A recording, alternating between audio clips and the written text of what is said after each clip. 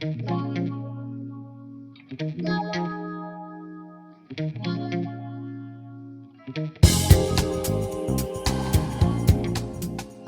informació que es dona a les eines inclou uns apartats sobre informació general, tractaments, opcions de tractaments, quins són els avantatges i inconvenients de cada una de les opcions, però sobretot és una informació molt clara i entenedora. És una informació amb un format de lectura fàcil que hem anat treballant durant els últims anys intentant millorar cada vegada més per posar a l'abast dels pacients i de la ciutadania un llenguatge entenedor, clar i de lectura fàcil.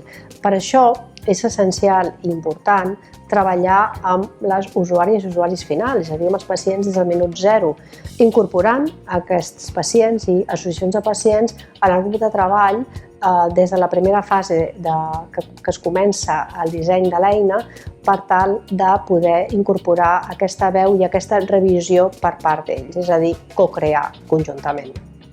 Però no només en els apartats de les eines donem informació sobre la malaltia, sinó que també incloem uns apartats que ajuden a la reflexió. Es diuen quines són les meves preferències i en aquestes seccions les persones poden reflexionar justament sobre quins són els seus valors, les seves expectatives, quina ha estat la seva experiència prèvia amb la malaltia o amb les opcions de tractament.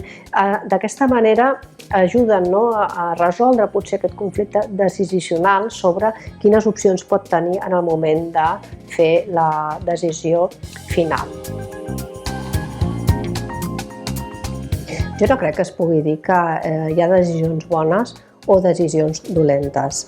Es tracta de trobar un equilibri entre el que la persona vol i el que clínicament el professional recomana. És una decisió molt personal, on el pacient assumeix alguns inconvenients del tractament escollit que li compensen altres aspectes no clínics de la seva vida. Una decisió que s'hagi pres conjuntament segur que serà una decisió encertada, perquè s'ha tingut en compte les dues parts a l'hora de prendre-la.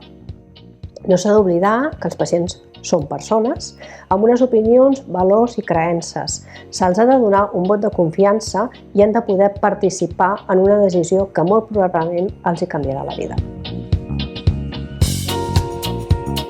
Les preferències i els valors de les persones és la raó de ser de les eines de decisions compartides. L'objectiu principal d'aquestes eines és que la persona pugui prendre una decisió informada i compartida en base a les seves preferències i els seus valors. Per això és necessari i imprescindible posar a disposició els recursos que calguin. En aquest sentit, i desafortunadament, no totes les malalties tenen aquest marge de decisió. Tot i així, sempre hi ha petites decisions que es podran prendre. Ens passem la vida prenent decisions en base als nostres valors i a les nostres expectatives.